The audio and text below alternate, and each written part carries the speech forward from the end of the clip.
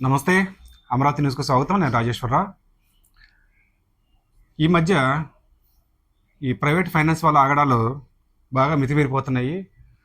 ఎంతవరకు అంటే కొంతమంది వీళ్ళ యొక్క హెరాస్మెంట్‌కి తట్టుకోలేక ఆత్మహత్యలకు పాల్పడుతుంటే, మరికొంతమంది ఊర్లు వదిలిపెట్టి పారిపోతున్నారు.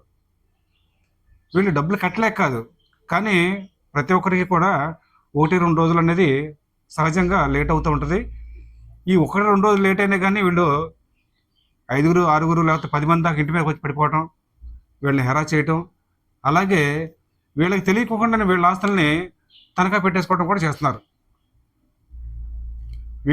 వీటికి చెందింది మన కృష్ణా జిల్లా బంటుమిల్లి మండలం రామవరపు మోడి ఈ గ్రామంలో జరిగింది.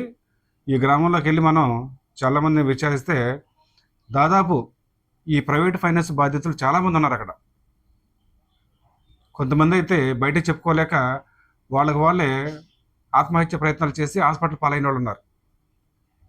మరికొందరు అయితే అసలు ఎక్కడికి వెళ్ళారో కూడా తెలియదు. ఇలాంటి ఘటనలు జరుగుతున్నాయి. కాబట్టి ఈ బందరు డివిజన్ కానీ లేకపోతే ఈ పెడన డివిజన్ ఎవరైతే ఉన్నారో యాక్చువల్గా దీని మీద ఆర్డీఓ గారు కానీ అలాగే పోలీసు వారు కానీ దీని మీద విచారణ చేసి అసలు బాధితులకి న్యాయం జరిగేలా చూడాలి. మనకందిన సమాచారం ప్రకారం మనం అక్కడికి వెళ్ళి తీసుకున్న సమాచారం చూద్దాం. అయితే వీళ్ళది యాక్చువల్గా ఇది ఏమంటారు దాన్ని, రేకుల షెడ్డు ఒక చెరువు గట్టున వేసుకున్న ఇల్లు.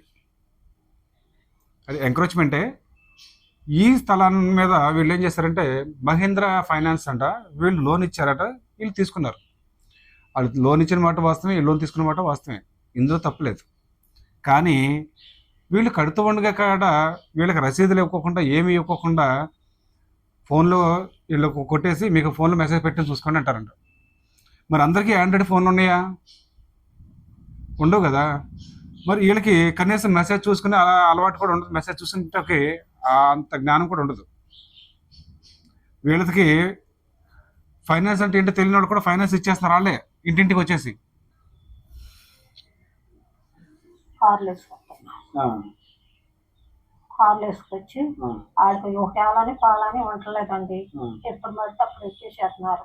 బయటకు రా నువ్వు, ఇంట్లో ఉండదు, నువ్వు బయటకు రా, సామానం బయట ఒక లేకపోతే నువ్వన్న బయటకు వచ్చి తాళం వేసేస్తాం. ఆ తాళం పెట్టి ఎత్తురారా, కారులో ఉందా, ఎత్తుకొచ్చి వేసా ఇంటికి అన్నాడు.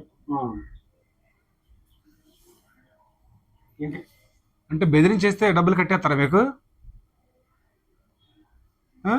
అలా కాదు, ఇట్లా ఇంటి మీద ఇట్లా రాశారు.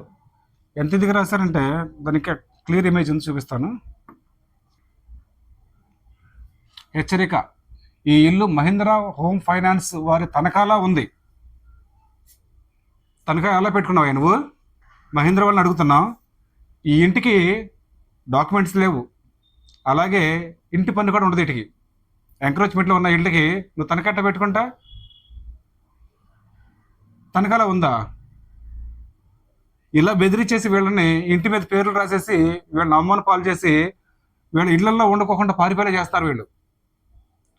వీళ్ళ హెరాస్మెంట్ ఎంత ఇది ఉంటుందంటే ఇంట్లో ఆడమనిషి ఒంటరిగా ఉన్నా కానీ ఇంటికి వెళ్ళిపోయి ఆమెను బెదిరించేస్తూ ఉంటారు.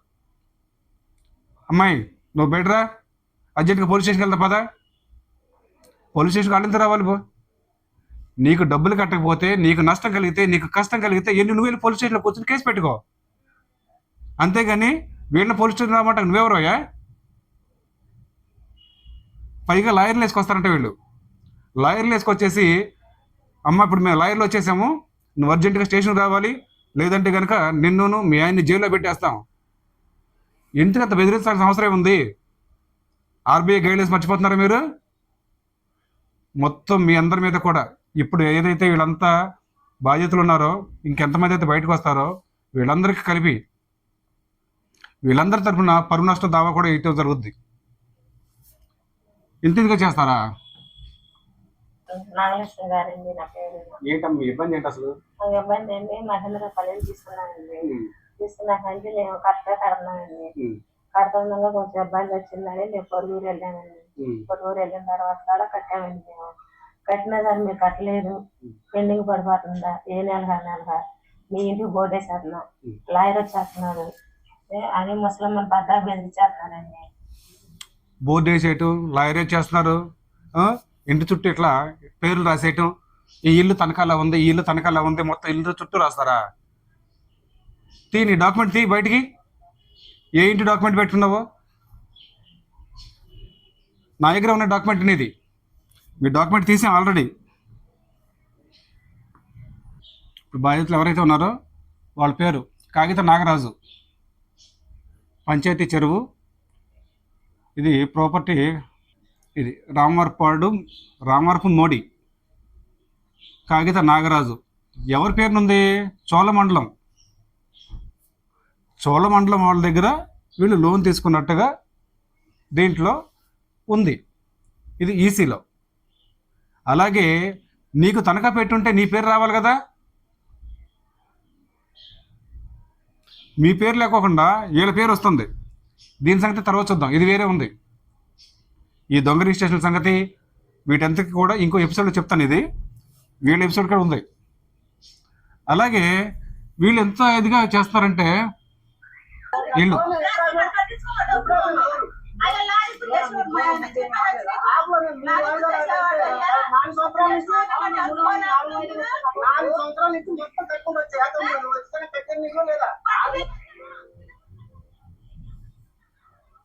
మహేంద్ర ఫైనాన్స్ సంబంధించిన రికవరీ ఏజెంట్లట. కనీసం వీళ్ళ దగ్గర ఐడి కార్డు కానీ లేకపోతే కనీసం ఆ కంపెనీకి సంబంధించిన యూనిఫామ్ కానీ ఏమీ లేదు. ఏమీ లేకుండా ఇట్లా వచ్చేసి వీళ్ళ మీద దౌర్జన్యం చేస్తూ ఉంటారు. కట్టవా లేకపోతే చొక్కా బట్టి లాక్కెళ్ళిపోవనా. ఇతను ఆటో తోలుకుంటూ, ఇతను కానీ ఇతను కొడుకు కానీ ఇద్దరు కూడా ఆటో తోలుకుంటూ ఈ ఆటో నుంచి వచ్చిన డబ్బులతోటి వీళ్ళ ఫైనాన్స్ని కట్టుకుంటున్నారు. అయితే ఆ ఆటో కూడా వీళ్ళు అద్దెకి తీసుకుని మరి నడుపుకుంటున్నారు. ఈ రికవరీ ఏజెంట్లు ఏం చేస్తున్నారు? ఆటో కూడా లాక్కెళ్ళిపోతే ప్రయత్నం చేసి తాళా లాగేస్తున్నారు వీళ్ళు. నీకు ఆటో నువ్వు ఫైనాన్స్ చేసావా? మీరు ఆటో ఫైనాన్స్ మీరు చేశారా? ఆటో లాక్కెళ్ళటానికి ఏ ప్రకారం మీరు లోన్ ఇచ్చారు? సెక్యూర్ లోన్ ఇచ్చారా? మార్టిగేజ్ లోన్ ఇచ్చారా? లేకపోతే ఓన్లీ ఏమంటుందని హౌస్ ట్యాక్స్ మీద లోన్ ఇచ్చారా? హౌస్ ట్యాక్స్ మీద లోన్ ఇస్తే దానికి తగ్గట్టు మీరు ఏం చేస్తారు? చెక్కు నోటు తీసుకుంటారు. కాబట్టి ఆ చెక్కు నోటు ప్రకారం మీరు ఆర్బిట్రేషన్కి వెళ్ళండి, కట్టలేకపోతే, కస్టమర్ డిఫాల్ట్ అయితే. అంతేగాని ఇలా దౌర్జన్యం చేయమని మీకు ఆర్బీఐ చెప్పిందా? ఆర్బీఐ గైడ్లైన్స్ ఇయ్యి. ఇలాగనే చేసేది మీరు. మహేంద్ర ఫైనాన్స్ వాళ్ళకి చెప్తున్నా, ఈ మహేంద్ర ఫైనాన్స్ ఏజెంట్లు వీళ్ళు ఇళ్ల మీదకి వచ్చి మగ మనుషులు లేని టైంలో వచ్చేసి అల్లరి చేయటం, రాత్రిపూట 9ంటికి రావటం, ఏలపాల లేదు. ఏ టైంలో రికవరీకి వెళ్ళాలి? అసలు ఇంటి మీద మీరు మార్టిగేజ్ చేసుకోకుండా మీరు ఇంటి మీద పేరు రాసుకోండి. మీరు ఎవరు? ఈసీలో మీ పేరు ఏది మరి?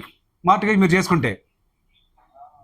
కాబట్టి ఒకటే చెప్తున్నాం, అటు బంటిపల్లి పోలీసు వారు కానీ అలాగే ఆర్డీఓ గారు కానీ, ఇలా చాలా సంఘటనలు ఉన్నాయి. దీనివల్ల ప్రజలు కానీ బాధితులు ఎవరైతే ఉన్నారో వీళ్ళు బయటికి చెప్పుకోలేక వాళ్ళ పరువు పొద్దని, అంటే ఫైనాన్స్ అనేసరికి ఏంటంటే వీళ్ళు ఎట్లా ఫీల్ అవుతున్నారంటే వీళ్ళంతా కూడా మా పరువు ఏదో పోతుంది అనుకుంటారు.